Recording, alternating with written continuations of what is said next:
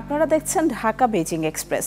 Channel 24 ও China media গ্রুপের যৌথ আয়োজনে থাকছে চীন ও বাংলাদেশের নানা খবর।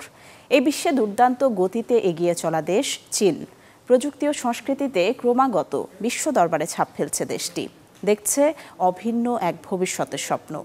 বাংলাদেশের সাথে চীনের বন্ধুত্বের পথ চলা 5 দশকের। দুই দেশের দ্বিপাক্ষিক সম্পর্কের নানা খাতে এগিয়ে চলার গল্প বলবো আমরা, তুলে ধরব সংস্কৃতির নানা দিক। দর্শক, স্বাগত জানাচ্ছি আমি ফারজানা নিশি। রাজধানী ঢাকায় অনুষ্ঠিত হয়ে গেল বাংলাদেশ ইনভেস্টমেন্ট সামিট 2025 শীর্ষক 4 দিনের বিনিয়োগ সম্মেলন।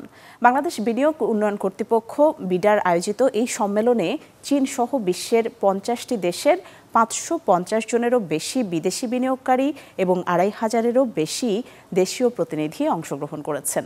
তাদের মধ্যে 100 প্রতিনিধির সবচেয়ে বড় দলটি আসে চীন থেকে। এবারের সম্মেলনে বাংলাদেশকে নতুন এক জানালা হিসেবে দেখেছেন বিনিয়োগকারীরা। বাংলাদেশ সোনালী অতীতের উত্তরাধিকারী, সবুজে মোড়ানো সম্ভাবনার ভূমি। যুগে যুগে এই জনপদ তার প্রাণশক্তি ও প্রতিভায় রচনা করেছে এক অদম্য ইতিহাস। আর এবার 2025-এর বিনিয়োগ সম্মেলনে দাঁড়িয়ে বিশ্ব আবারও দেখল এক নব উদীয়মান বাংলাদেশের স্বপ্ন। বিনিয়োগ সম্ভাবনার নতুন সুযোগ, নীতিগত সংস্কার, সেই সাথে দীর্ঘমেয়াদী বিনিয়োগের সেতুবন্ধনের উদ্দেশ্যে এক মিলন মেলার আয়োজন করেছিল বিডা। পৃথিবীর 50টিরও বেশি দেশের বিনিয়োগকারীরা এসে মিলিত হয়েছেন এক স্বপ্নযাত্রায়। ঢাকার ইন্টারকন্টিনেন্টাল হোটেলে আয়োজন ছিল শুধু সম্মেলনের নয়, ছিল আত্মবিশ্বাসের, অগ্রগতির এবং বাংলাদেশের বাণিজ্যিক গৌরবের প্রদর্শনীর। এই সম্মেলন চুক্তি শুধু কাগজে আটকে ছিল না, এটি ছিল চিন্তা, চেতনা এবং চ্যালেঞ্জ জয়ের উৎসব। নতুন উদ্যোগ, স্টার্ট আপ কানেক্ট, প্রযুক্তি বিনিময় ও তরুণদের জন্য তহবিল ঘোষণা, সব মিলিয়ে এক বিশাল সেতুবন্ধন তৈরি হয়েছে ভবিষ্যতের সঙ্গে।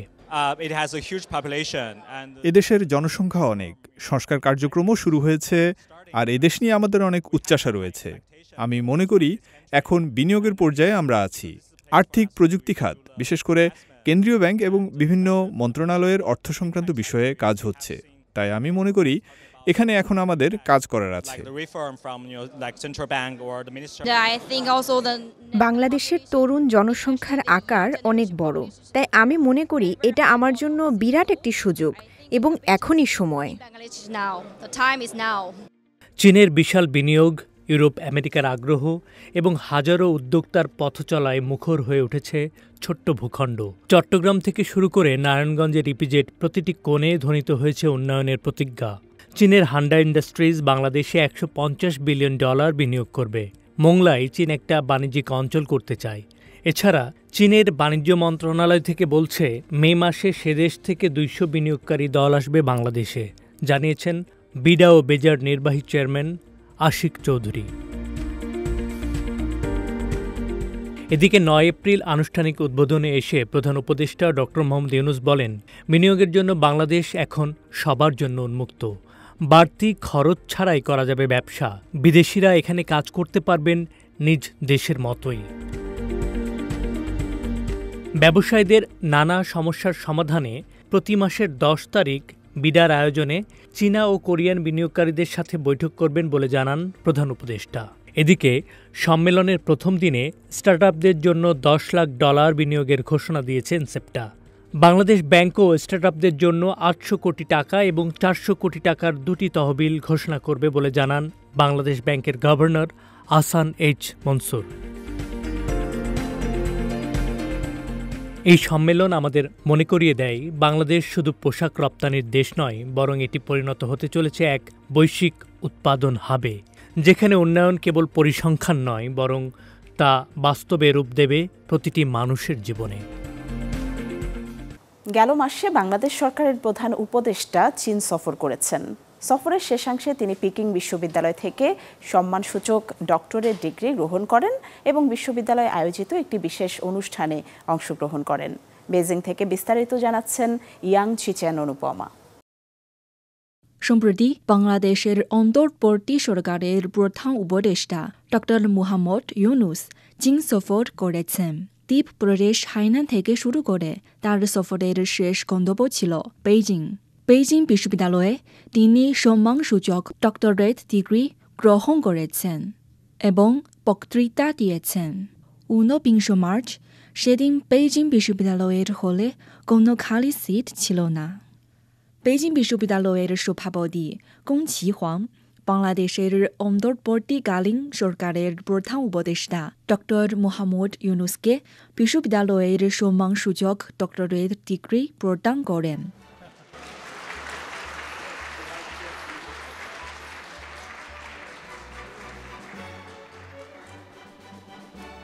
বেইজিং বিশ্ববিদ্যালয়ের শিক্ষার্থী প্রতিনিধি ইউনুসকে ব্যাজ পরিয়ে দেন এবং তাকে ফুল দিয়ে সম্মান জানান। ডিগ্রি গ্রহণ করে ডক্টর ইউনুস বলেন, আবার বেইজিং বিশ্ববিদ্যালয়ে আসা তার জন্য অনেকটা বাড়ি ফেরার মতো। I'm just overwhelmed. I don't know where to begin. To begin with, I feel at home. 2006 সালে তিনি বেইজিং বিশ্ববিদ্যালয়ের সম্মানসূচক অধ্যাপক হন। অনেক বছর পর এবার সম্মানসূচক ডক্টরেট ডিগ্রি গ্রহণ করে তিনি খুব গর্বিত। বেইজিং বিশ্ববিদ্যালয়ের শিক্ষার্থী ডক্টর ইউনুসকে বিভিন্ন প্রশ্ন করেন। The question I would like to ask is that during the era of globalization, what is your ideal model of education? And what kinds of cooperation do you assume that China and Bangladesh will be able to develop in the future? Thank you very much. Onek dhonobad. শিক্ষার্থীদের প্রশ্নের জবাব দেন তিনি এবং তরুণদের হৃদয় অনুসরণ করে পৃথিবী অন্বেষণ করতে উৎসাহিত করেন। বাংলাদেশের পররাষ্ট্র উপদেষ্টা মোহাম্মদ তৌহিদ হোসেন, সড়ক পরিবহন ও সেতু মন্ত্রণালয় ও রেলপথ মন্ত্রণালয়ের উপদেষ্টা মোহাম্মদ ফাউজুল কবির খান, প্রধান উপদেষ্টার হাই রিপ্রেজেন্টেটিভ খলিলুর রহমান, চীনে নিযুক্ত বাংলাদেশের রাষ্ট্রদূত নাজমুল ইসলাম, বাংলাদেশে নিযুক্ত চীনের রাষ্ট্রদূত ইয়াওয়েন এবং চীনের শিক্ষা মন্ত্রণালয়ের আন্তর্জাতিক সহযোগিতা ও বিনিময় বিভাগের পরিচালক ইয়াংদান অনুষ্ঠানে উপস্থিত ছিলেন। ঢাকা বেজিং এক্সপ্রেসে নিচ্ছি একটা বিরতি, আমাদের সাথেই থাকুন।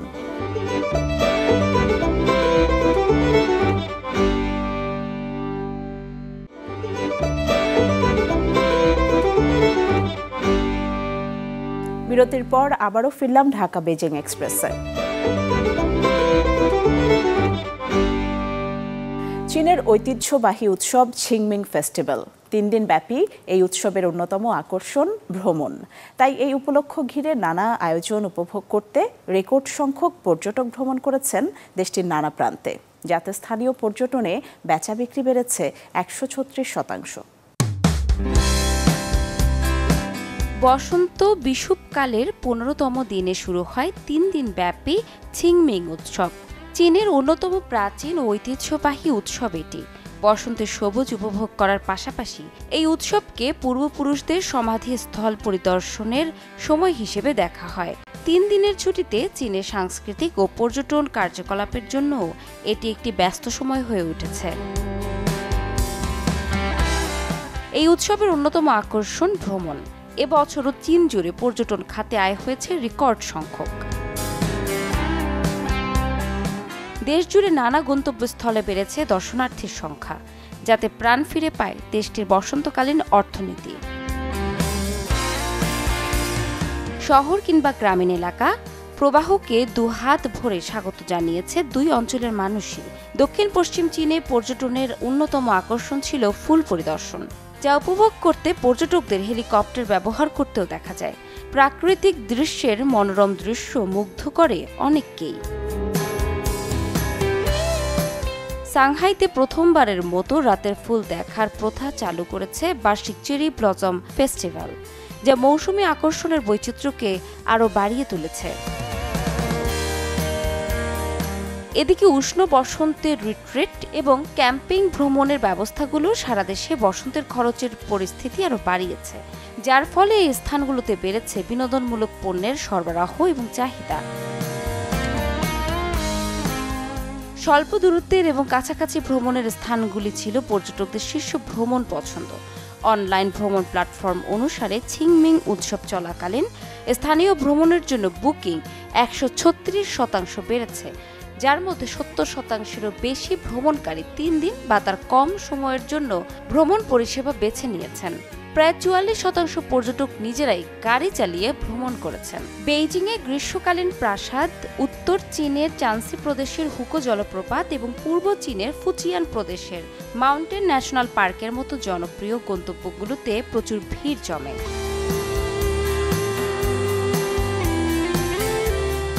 ঐতিহাসিক জেলা, বাণিজ্যিক অঞ্চল এবং মডেল পর্যটন শহরগুলিতে ডাইনিং থাকার ব্যবস্থা এবং কেনাকাটার সমন্বয়ে সমন্বিত পর্যটন কমপ্লেক্সগুলো সমৃদ্ধ হয়েছে। এই অফারগুলি বিস্তৃত পরিসরে দর্শনার্থীদের আকর্ষণ করেছে, যে সাংস্কৃতিক ও পর্যটন খাতে নতুন প্রাণ সঞ্চার করেছে। দেশব্যাপী ভ্রমণের উত্থানের এই চিত্রের প্রতিফলন ঘটে প্রাদেশিক পর্যটন তথ্যে। দক্ষিণ চীনে 21.1 মিলিয়নেরও বেশি ভ্রমণ হয়েছে, যা বছরে 6.4% বৃদ্ধি পেয়েছে, যার ফলে পর্যটন রাজস্বে 10.78 বিলিয়ন ইউয়ান বা 14.8 বিলিয়ন মার্কিন ডলার আয় হয়েছে, যা আগের বছরের তুলনায় বছরে 8.7% বেশি।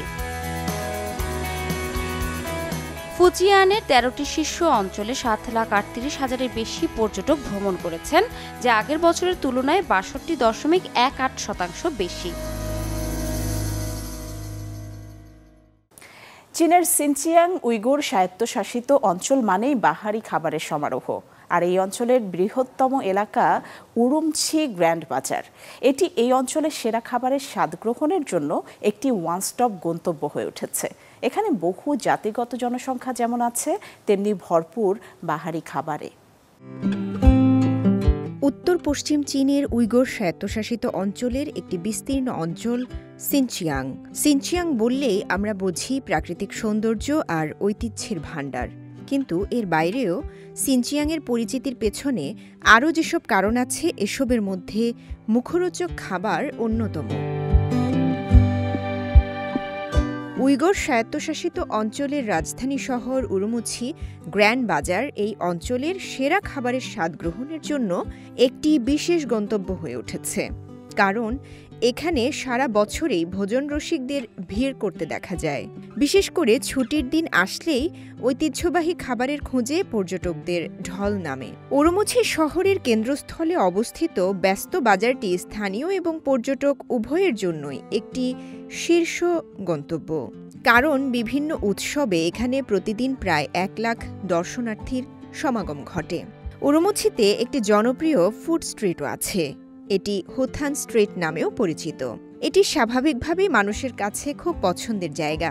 সিনচিয়াংয়ের প্রায় প্রতিটি খাবারেই এই ফুড স্ট্রিটে পাওয়া যায়। সিনচিয়াংয়ের রন্ধন সম্পর্কীয় সংস্কৃতিতে প্রায়শই বারবিকিউ কেন্দ্রবিন্দুতে স্থান পায় এবং বাজারটি এই ঐতিহ্যকে নতুন উচ্চতায় উন্নীত করে।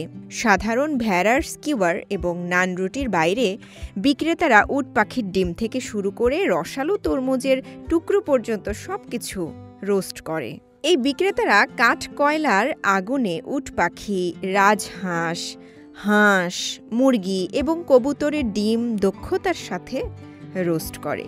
প্রতিটি ডিম সাবধানে উল্টে দেওয়া হয় যাতে রান্না সমান হয়। কুসুমে মধু বা জাফরান যোগ করা হয়। এমন বিচিত্র সব খাবার ছাড়াও আছে এখানে নানা রীতিরেওয়াজ।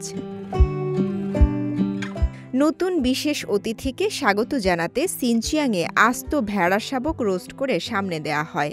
বাজারের পেছনের উঠোনে প্রায় 2 মিটার উঁচু এবং প্রশস্ত একটি বড় মাটির চুলায় একবারে 10টি মেষ শাবক ভাজা যেতে পারে। মাংস ম্যারিনেট করা হয়, ঝোলানো হয় এবং ধীরে ধীরে কয়েক ঘন্টা ধরে ভাজা হয়। এখানকার বিক্রেতারা তাদের পণ্যের গুণমানে এতটাই আত্মবিশ্বাসী যে বাজার অসন্তুষ্ট গ্রাহকদের জন্য সম্পূর্ণ অর্থ ফেরত দেওয়ার প্রস্তাব করেন তারা। এই অঞ্চলের খাবার এখানকার পর্যটনকে আরও উষ্ণ করে তুলেছে।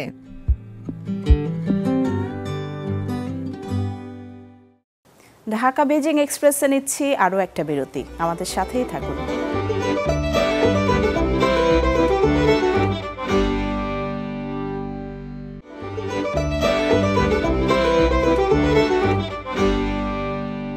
বিরতির পর আবারও ফিরলাম ঢাকা বেজিং এক্সপ্রেসে।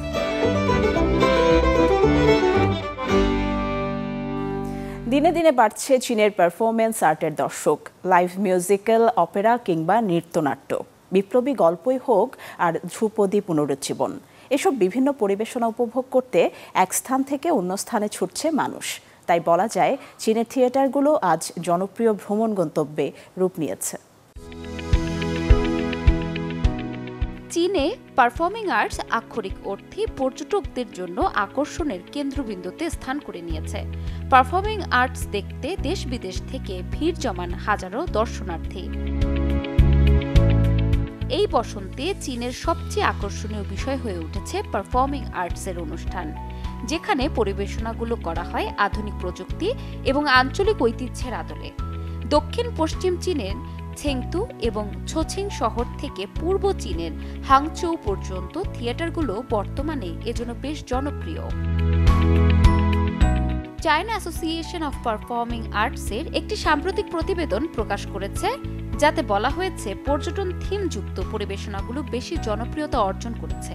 লাইভ মিউজিক্যাল, অপেরা কিংবা নৃত্যনাট্য, বিপ্লবী গল্পই হোক আর ধ্রুপদী পুনরুজ্জীবন, এসব বিভিন্ন পরিবেশনা উপভোগ করতে দেশ বিদেশ থেকে ছুটে আসছে মানুষ।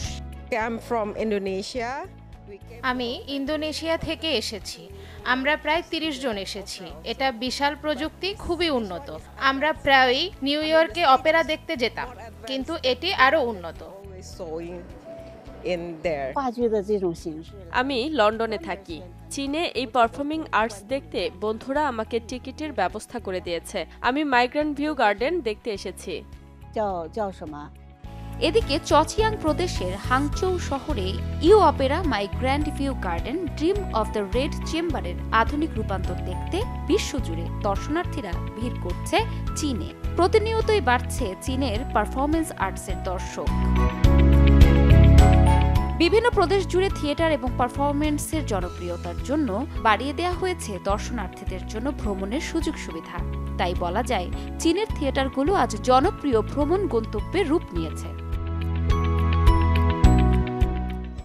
ঢাকা বেজিং এক্সপ্রেস আজ এই পর্যন্তই। চীন ও বাংলাদেশের দ্বিপাক্ষিক সম্পর্ক এবং নানা ঘটনা প্রবাহ নিয়ে আবার দেখা হবে পরবর্তী পর্বে, একই দিনে একই সময়ে চ্যানেল 24-এ।